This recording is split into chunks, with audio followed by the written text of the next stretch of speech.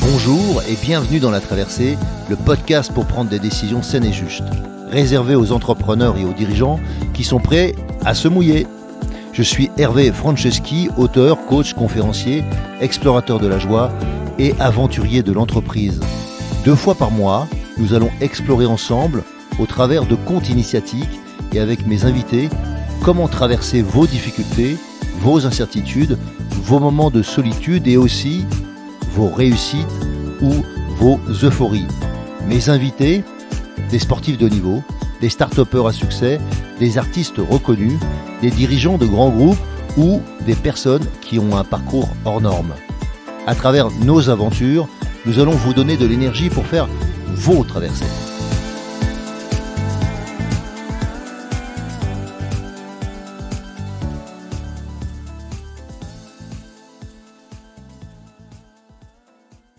Je suis heureux de vous retrouver ce matin sur La Traversée et on se retrouve pour faire le débriefing, la leçon de l'émission que nous avons enregistrée avec Eunice Barber.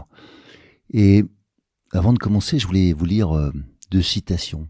L'illumination crée la compréhension crée l'amour crée la patience crée l'unité. Je répète, l'illumination crée la compréhension crée l'amour crée la patience crée l'unité. C'est une citation de Malcolm X et je trouvais qu'elle allait assez bien avec ce que nous a proposé Eunice.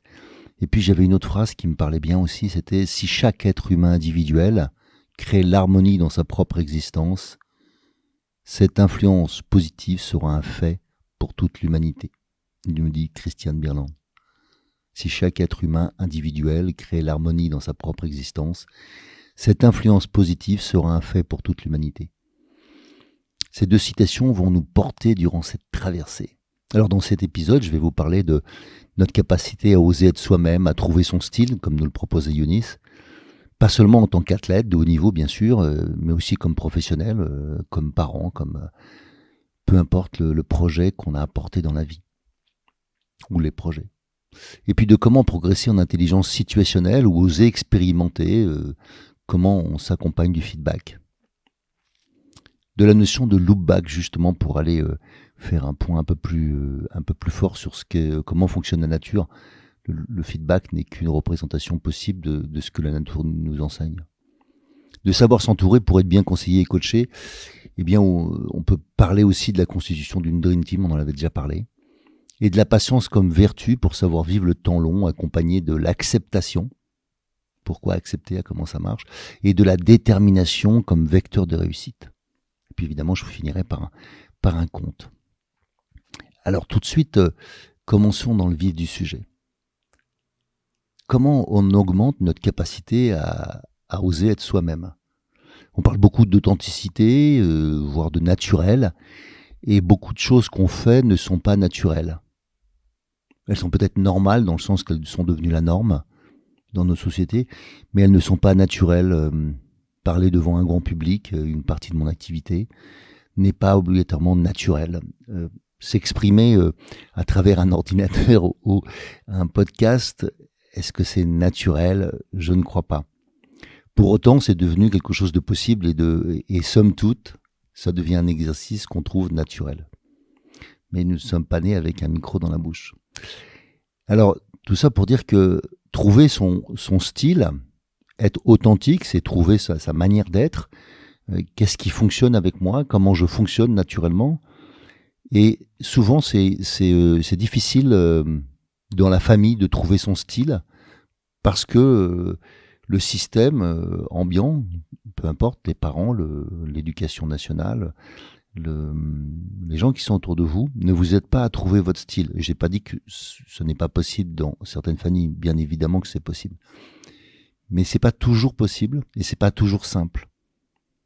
Parce que on veut trouver le moyen d'être accepté par les autres et donc il y a un mix entre vouloir être différent, se différencier et en même temps être accepté, c'est-à-dire ne pas faire de vagues et être dans la norme. Soit on peut faire des choses par opposition. Donc, je me rappelle avoir fait des choix dans ma vie, des fois par opposition, pour ne pas faire comme les autres. Mais en même temps, j'ai aussi fait des choix pour être avec les autres, parce que j'avais besoin d'être aimé ou d'être reconnu par le groupe auquel j'appartenais. Et donc, quelles que soient les situations dans lesquelles nous sommes, être un professionnel de haut niveau, un athlète de haut niveau, c'est aussi se donner la possibilité de faire des choix qui nous permettent de trouver notre style, et ce style peut être différent des autres. Ce style peut être très marqué, ou pas. Mais je me rappelle avoir rencontré quand même beaucoup d'athlètes de haut niveau dans ma vie, et certains avaient des qualités que je n'avais pas. D'autres avaient les mêmes qualités que moi, mais les avaient plus travaillées.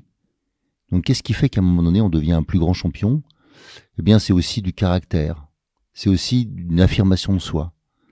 Et souvent, on ne l'est pas parce qu'on n'a pas affirmé davantage ce soi, qui nous sommes. Et puis en même temps, on peut aussi devenir très bon en étant simplement pas tout à fait à sa place, paradoxalement, mais parce qu'on a des aptitudes ou des qualités pour y arriver. L'idéal, c'est de trouver son style et de pouvoir, dans son style, continuer à fonctionner et à performer. Et donc, à quel moment dans la vie, j'ose m'affirmer ? On pourrait parler d'assertivité, c'est-à-dire oser dire, oser faire, oser être. Mais on peut aussi parler d'affirmation de soi, c'est-à-dire accepter de ne pas être reconnu pour ce qu'on fait, tout de suite. Accepter de ne pas être reconnu comme performant tout de suite. Et donc tout ça, c'est des moyens pour apprendre à s'affirmer dans les situations, de trouver son propre modèle. Et donc il y a une intelligence dont Younis nous parle, c'est une intelligence situationnelle, c'est de prendre conscience que par moment, eh bien, je vais expérimenter quelque chose qui ne se fait pas. Si je veux arriver à faire quelque chose qui n'a pas encore été fait, il faut que j'ose expérimenter.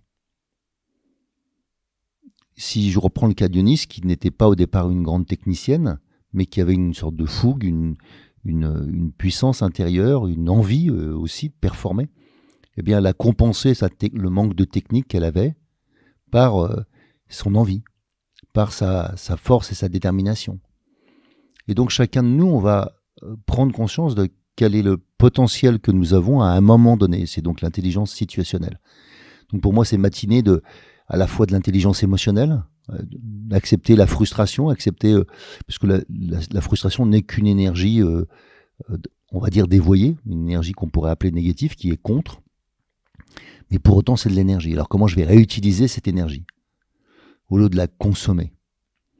Et donc, si je la transforme, c'est-à-dire si je prends conscience de ce que je veux à la place de la frustration que je suis en train de vivre, je vais pouvoir faire quelque chose de différent. Ça me rappelle une situation dans laquelle je me suis retrouvé. J'étais avec des belugas dans le Saint-Laurent. J'étais avec un petit groupe d'amis. Et nous vivions une semaine au contact des belugas en mer, enfin en mer, dans le Saint-Laurent, dans le grand estuaire qu'est le Saint-Laurent. Et donc, on était dans un canoë ou dans un petit Zodiac. On était 7 dedans, donc on était vraiment au bord de l'eau. Et se baigner dans le Saint-Laurent, c'est pas terrible, hein, c'est très pollué et l'eau est très froide. Et donc, on chantait pour faire venir les baleines. Les belugas, c'est des baleines blanches. Et là, il y a, je sais pas, une vingtaine de baleines blanches qui sont venues et qui se sont empilées sous le bateau. Et donc, on pouvait le voir avec le radar, le sonar du bateau. On voyait cette masse en dessous du bateau, on ne les voyait plus, alors qu'elles étaient toutes arrivées, ça se voit très bien, hein, des baleines blanches sur l'eau.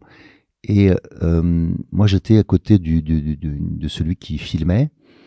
Et juste à côté de moi, j'avais une jeune femme qui était très excitée, et le petit beluga, ça faisait quand même un gros dauphin, hein, ça fait 2,50 m, 3 mètres de long déjà, et avec plein de dents, et il était juste à côté d'elle.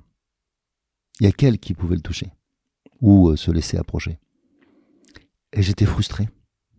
Et donc la frustration n'attire pas du tout les animaux, évidemment, comme nous, les humains, les gens frustrés, nous, on a envie de s'en éloigner.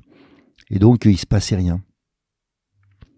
Et le beluga est même passé de l'autre côté du bateau.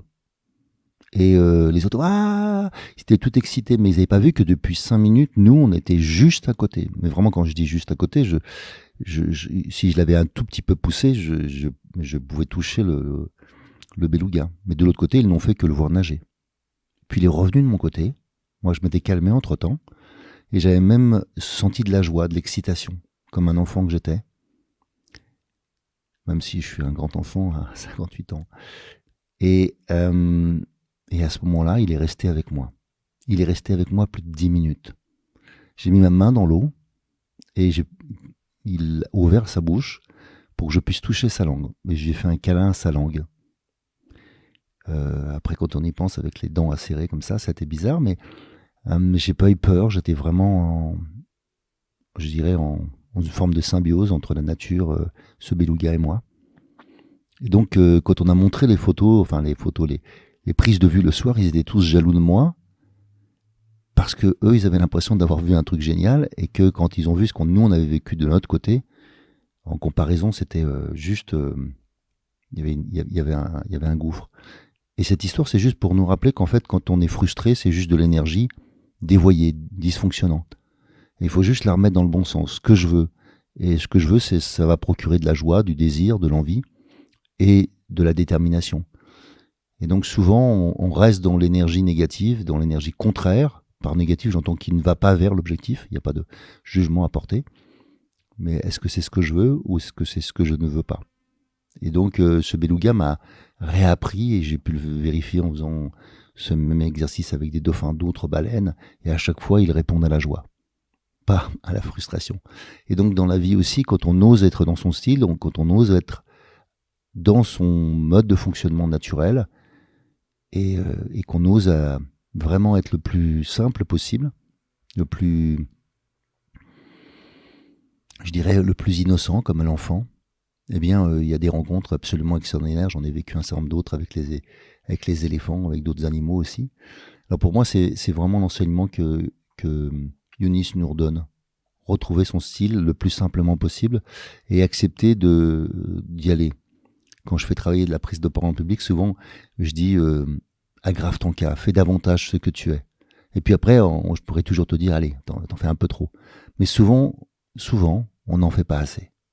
On n'ose pas assez être soi-même. Voilà, c'était le premier point que je voulais aborder avec vous. Et puis, en même temps, on parle d'intelligence situationnelle. Comment on ose expérimenter de nouvelles situations. À quel moment on prend des risques de l'aventure. À quel moment on ose expérimenter des choses que nous ne savons pas. Que c'est pas pour ça que d'autres l'ont pas expérimenté. Ça n'a rien à voir avec le fait de faire quelque chose que personne n'a fait. Mais ça peut être aussi ça. Ça peut être simplement expérimenter quelque chose que je n'ai encore jamais fait. Donc je vous incite à oser expérimenter un petit peu tous les jours, on va dire allez, 5% de votre temps, des choses que vous ne faites pas habituellement.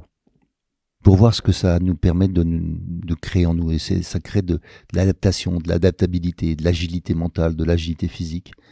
Voilà. Et je me suis aperçu à quel point c'était intéressant de mettre ça un peu dans notre vie en permanence. Sans prendre des risques absolument dingues, mais continuer à prendre des petits risques, de redécouvrir des choses toujours nouvelles. Et pour ça doit s'accompagner de cette fabuleuse idée qu'est le feedback. Donc pour moi, nourrir en retour, c'est-à-dire à quel moment j'ose être nourri par le retour des autres. Et donc pour ça, il faut que ce feedback il soit construit. Il faut trouver des gens qui sont capables de faire du feedback. Tout le monde, peut-être beaucoup de personnes veulent le faire, mais peu de gens osent le faire.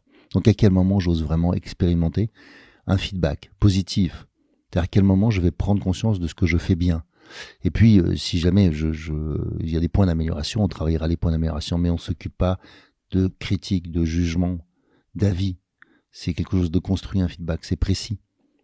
C'est des faits que j'ai pu effectuer, des choses que j'ai pu effectuer, des faits des données précises qui me permettront de progresser. Et si ça ne me nourrit pas parce que, par exemple, celui qui l'exprime parle dans un jargon que je ne comprends pas ou avec des mots qui ne revêtent pas exactement le même sens pour moi, eh bien, ça ne fonctionne pas. Il faut vérifier que le feedback me nourrit.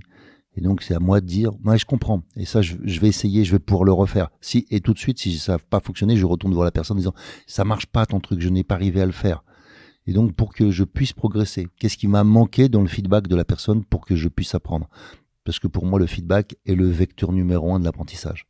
La modélisation et le feedback sont les deux systèmes les plus puissants. La modélisation, c'est comme ça que nous avons appris à marcher et à parler. Et les plus grands apprentissages de l'enfant sont par le processus de la modélisation. Et le sportif, en permanence, modélise sur les autres.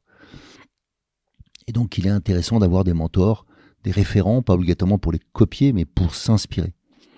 Et la notion de feedback, c'est la notion d'apprentissage permanent, en permanence d'apprendre à entendre quelque chose qui peut m'apprendre pour progresser étape par étape. Et il y a des moments où on est ce qu'on appelle dans une phase plateau. Eh bien, l'erreur, c'est d'aller poser des questions à des gens qui sont toujours en phase plateau. Non, il faut poser des questions à des gens qui sont sortis de cette phase plateau, qui connaissent la phase plateau, qui disent « Ah ben non, t'es là, alors il faut faire ça ». Et donc, souvent, ce ne sont pas des experts, mais des maîtres. Des gens qui sont capables, par maître, j'entends ceux qui sont capables d'enseigner, la maîtresse d'école, le maître d'auto-école, ceux qui sont capables d'enseigner cette matière, peu importe qu'on soit champion. Il n'y a pas besoin d'être un champion. Il y a besoin de quelqu'un qui sait apprendre à un autre. Et donc, je me suis entouré de gens qui m'apprennent, qui sont des maîtres, plutôt que de gens qui sont des experts. Après, quand je suis moi-même un expert, c'est intéressant d'aller chercher un autre expert, mais parce qu'on a déjà le langage. Mais pour apprendre au début, ça fonctionne pas. Sauf si cet expert est lui-même un maître. Mais tous les experts ne sont pas des maîtres parce que souvent ils ne sont pas intéressés pour transmettre d'abord. Ils veulent eux-mêmes s'enrichir de leurs propres compétences ou de la compétence de ceux qui sont meilleurs qu'eux. Et s'il n'y a pas de meilleurs qu'eux, ils n'ont pas toujours envie de transmettre ou la patience pour le faire. La troisième notion que je voulais parler, c'était la notion de loop back. La notion de loop back, c'est dans la nature, à quel moment en fait la nature apprend, et il y a une sorte de loop, donc de boucle, de rétroaction, qui permet à la nature de progresser, d'évoluer. Et en fait, on devrait tous fonctionner comme ça. À quel moment, en fait, ce que la vie m'enseigne, on pourrait dire au-delà de la nature, ce que la vie m'enseigne, me permet de progresser. Donc si on ne prend pas les leçons, difficile de progresser. Et beaucoup de situations de la nature, je sais pas, je peux citer par exemple les arbres que je connais assez bien, eh bien, si on se trouve en octobre, on va se trouver à l'automne, au moment du brame des cerfs, quand on voit les cervidés qui vont manger les écorces, notamment à cette période, et les premiers arbres qui vont se faire manger leur écorce vont informer par le biais du système racinaire, des racines, et puis de tout le système du web, on va dire, de connexion par le système des champignons et des liens qui se font entre les champignons et les arbres, vont informer les autres arbres du reste de la forêt, en tout cas qui seraient sur le passage de ces cervidés, de cette attaque. Et en conséquence, ils vont produire davantage de tanins, et les arbres seront immangeables, entre guillemets, c'est-à-dire qu'ils vont produire une odeur, une acidité, un tanin qui sera immangeable pour les cervidés. En conséquence, c'est une manière de se protéger. Donc il y a toujours un processus d'apprentissage, et ça peut prendre un certain temps, mais après il y a un décalage, comme un niveau de conscience qui a évolué. C'est ça le processus du loop back. À quel moment, nous, on a un niveau de conscience qui évolue? À quel moment on apprend de l'expérience des autres, pas seulement de notre propre expérience. Et en cela, je pense que beaucoup d'espèces sur la planète ont quelque chose à nous apprendre. Il semble que par moments, on a une grande capacité de conscience et en même temps, on a une faible conscience collective. Il faut passer des caps et qui semblent assez longs. Je dirais que si on regarde tout ce qui se passe depuis un certain nombre d'années, il y a des progressions, mais on voit que c'est quand même très lent. La conscience de la nature est lente, enfin notre conscience vis-à-vis de la nature, notre conscience vis-à-vis des dégâts que nous causons à cette planète, des dégâts que nous causons à l'humanité tout simplement, que ce soit, quelles que soient les minorités, enfin tous ceux ou celles qui sont opprimés. La conscience il faut se rappeler qu'il y a moins de 100 ans, l'enfant n'était pas une personne en réalité, plutôt un objet ou un moyen d'assouvir un certain nombre de choses pour ses parents, gagner de l'argent, je ne sais quoi. Et donc, chacun de nous a pu voir une évolution, mais je trouve que c'est assez lent. Et c'est intéressant de voir que la nature le fait plus rapidement que nous, alors qu'on pense être plus intelligent. Et je pense que cette intelligence situationnelle, cette intelligence qui vient du niveau de conscience, on aurait, je pense, intérêt à prendre conscience de l'exemple de la nature face à nous. Elle comprend vite. Elle s'adapte vite, semble-t-il plus vite que nous. Alors, dans le même ordre, je trouvais que c'était intéressant qu'elle nous propose d'être bien conseillé, d'être bien coaché. Comment, en fait, on est capable, à un moment ou à un autre, de bien s'entourer? À quel moment on constitue autour de nous une équipe de réussite? À quel moment on constitue une équipe de conseillers, de coachs, afin de progresser avec une idée précise de là où on veut, de ce que l'on veut atteindre, peu importe que ce soit dans un objectif rapide, à court terme, ou bien dans un objectif à long terme. Ça peut être de vouloir progresser sur soi. Je pense, c'est en tout cas une partie des raisons pour lesquelles je fais ce podcast, que la limite d'une équipe, c'est la limite de son capitaine, ou de son entraîneur, ou de son dirigeant. Comme la limite d'une entreprise, c'est souvent la limite du dirigeant. Et la limite d'une famille, c'est aussi ses parents. Et donc, souvent, c'est ceux qui sont dans le système et qui ont plus de pouvoir dans le système, ont le plus de pouvoir pour faire évoluer le système. Et ça ne veut pas dire que les autres n'ont pas de responsabilité, bien évidemment, puisque les enfants influencent les parents fortement. Mais les joueurs influencent les entraîneurs et les capitaines, sachant que les capitaines font partie des joueurs aussi. Mais je dirais que c'est important de se rappeler que pour des raisons diverses et variées, les gens ne vont pas oser vous dépasser si vous êtes le leader ou la leader. Ne vont pas oser, alors peu importe, soit parce que vous ne permettez pas qu'on le fasse, soit parce qu'ils vous respectent trop, soit parce qu'ils n'ont même pas l'idée qu'ils pourraient vous dépasser ou faire mieux. Et donc c'est tout ce processus-là qui est intéressant, c'est d'aller oser se développer pour permettre le développement des autres.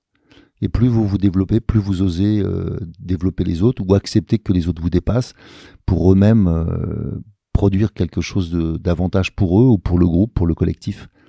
Je pense que les actions au service du collectif sont toujours plus puissantes.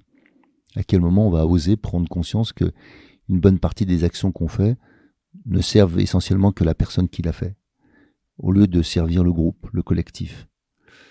On est dans une société qui a surindividualisé les résultats et qui perd de vue que si ça se fait au détriment du collectif, ça peut pas être positif.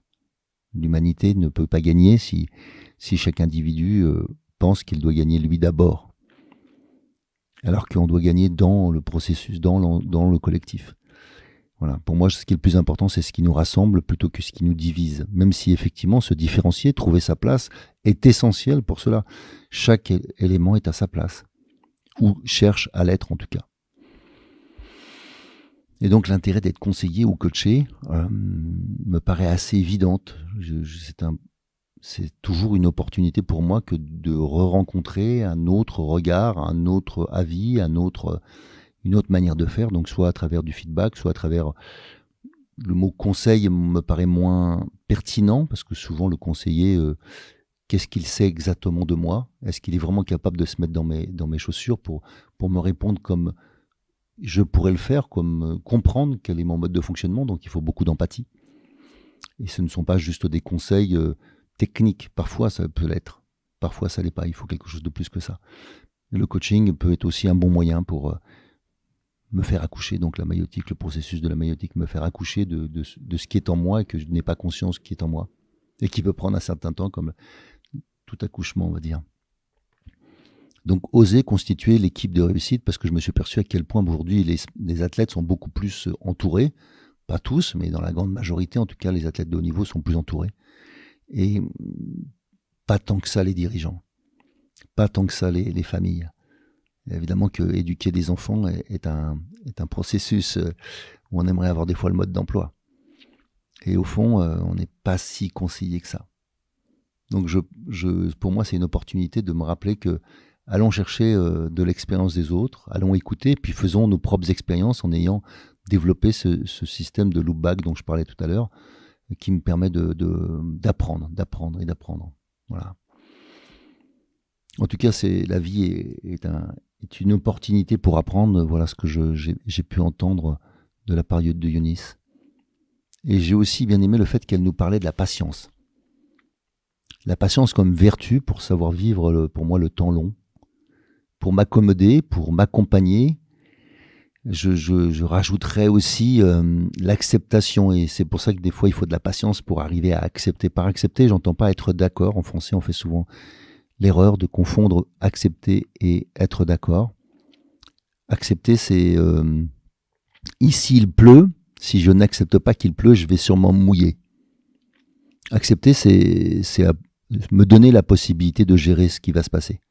Accepter, c'est juste dire, voilà, il pleut, même si je n'ai pas envie qu'il pleuve, même je regrette qu'il pleuve, parce que j'avais prévu de faire une soirée barbecue avec des amis ou je ne sais quoi, eh bien, je vais pouvoir donc gérer cette situation en prenant un barnum, en faisant quelque chose à l'intérieur, en trouvant un nouvel endroit, en adaptant, en changeant la date, je sais quoi. Mais si je n'accepte pas, ce que je suis sûr, c'est que je vais râler, être frustré, une fois de plus, les énergies contraires et pas obtenir ce que je veux. Donc l'acceptation fait partie du processus de la réussite. Même si des fois, le fait qu'on n'accepte pas nous redonne de l'énergie, à partir du moment où j'accepte de bouger autrement. Sinon, je ne crée que de l'énergie négative. Et c'est là que la patience est essentielle. On est dans un monde qui est impatient en permanence. Je le vois, il y a beaucoup de râles, particulièrement en France, qui viennent de l'impatience. Et cette impatience vient de nos propres peurs, de ne pas pouvoir vivre tout ce qu'on voudrait vivre. Mais en même temps, on vit dans une société qui ne fait que de proposer du brillant partout, nous incitant à tout acheter, à tout avoir, alors que ça n'a jamais amené du bonheur, même voire de la réussite, parce qu'on s'éparpille. Donc il faut rester déterminé, focalisé. Pour moi, ça, c'est des qualités essentielles que j'ai pu voir à l'œuvre avec Eunice, que je connais depuis un certain temps maintenant. Voilà, déterminé. Oser être déterminé pour atteindre un objectif qui va être essentiel. Alors, je voulais vous proposer, en fait, un conte qui s'appelle Le maître de karaté et son apprenti. Alors, c'est l'histoire d'un enfant qui, depuis sa plus tendre enfance, ne rêve que d'une seule chose, être karatéka.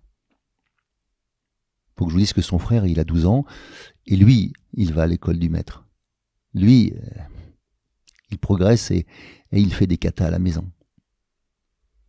Mais cet enfant-là, celui qui n'y va pas, lui, il a 5 ans. Mais il regarde son frère avec envie. Il a envie de faire le même parcours, le même travail que son frère. Et il le suit tous les jours à son entraînement. Il se met à la fenêtre de la salle et il regarde tous les exercices que pratiquent les élèves. Mais lui, il ne peut pas entrer. Il n'a pas l'âge. Mais il regarde tout et il essaye de tout répéter ensuite.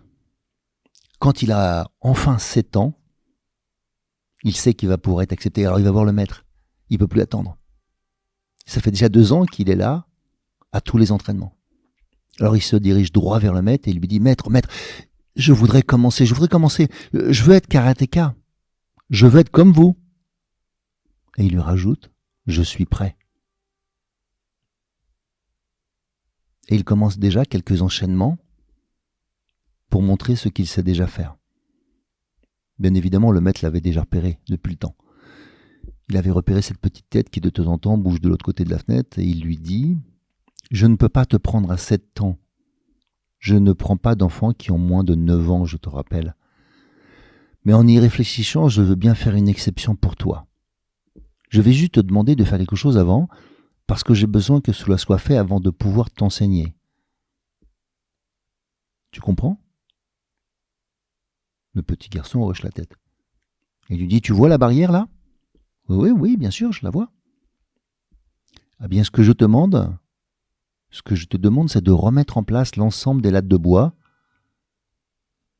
Tu vois, il va avec lui au bord de la palissade. Celles qui sont pas droites, je voudrais que tu les remettes droites. Celles dans lesquelles il manque des clous, je voudrais que tu les remettes. Peux-tu remettre ces planches le plus correctement possible ? Et l'enfant lui dit, bien sûr. Le maître va alors lui chercher un marteau et des clous. Et l'enfant s'y met. Mais en fait, l'enfant se précipite. L'enfant tape fort. Et en moins d'une demi-journée, il a refait la clôture. Et avant que la journée ne se finisse, il revient voir le maître et lui dit « C'est bon. J'ai fait. Je peux commencer alors ? Je peux commencer ? L'entraînement n'est pas fini, alors je voudrais y aller. » Le maître ne bouge pas.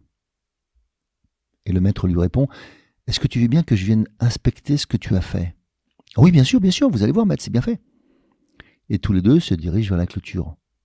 Plus le maître avance et plus il regarde la clôture, il ferme les yeux tellement il est pris d'effroi devant le massacre qui a eu lieu. Presque aucune des lattes n'est droite. La majorité des clous ne sont même pas bien enfoncés correctement, ils sont tordus. Vu de loin, ce n'était pas beau, mais de près, c'est carrément affreux. Alors il lui dit, ce n'est pas du tout ce que je t'ai demandé. Ce que je t'ai demandé, c'est de refaire la clôture la plus parfaitement possible. Je t'ai dit d'aligner les lattes. Regarde cette latte-là, qui n'a pas bougé, que tu n'as pas touché. Tu vois, les clous sont bien plantés dans un axe précis. Il y a du bois derrière, le bois contre le bois, et c'est là que tu plantes le clou, pas n'importe où. Et tu l'enfonces jusqu'au bout pour que la clôture tienne. Et à chaque fois que le clou se tord, il faudra que tu l'enlèves avec la tenaille. Mais ici, je vois beaucoup de clous tordus. Je vois aussi beaucoup de trous dans le bois. Ce qui veut dire que tu as tapé dans le bois avec ton marteau. Il faudra réparer ces trous. Je vais te donner du mastic.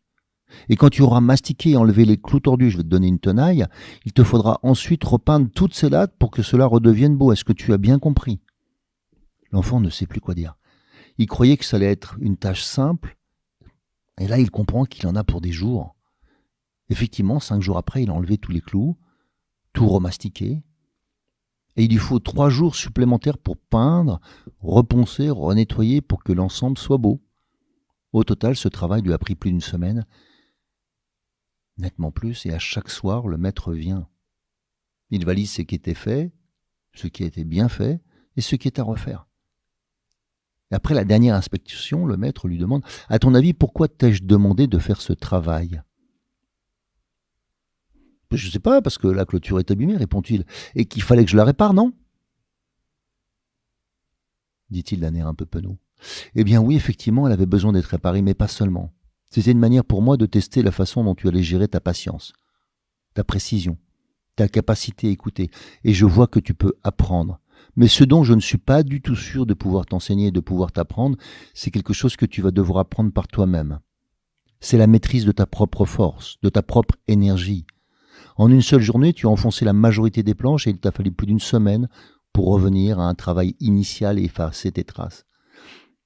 Autrement dit, pour chaque coup que tu vas porter maladroitement sur quelqu'un, seras-tu capable d'en effacer les traces. Les cicatrices du corps ne se referment pas aussi facilement que celles laissées sur le bois. Comment vas-tu te comporter dans la société si tu ne sais pas manœuvrer ton corps précisément, si tu ne sais pas maîtriser tes impulsions et tes intentions? Que va-t-il se passer? Et vous, chers auditeurs, savez-vous faire cela? À bon entendeur, salut. Si vous aussi vous vivez une traversée et souhaitez être soutenu pour arriver à bon port, alors embarquons ensemble.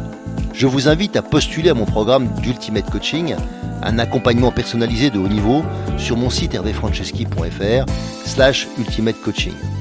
Ce programme s'adresse aux dirigeants et aux entrepreneurs désireux de se dépasser avec fluidité et simplicité.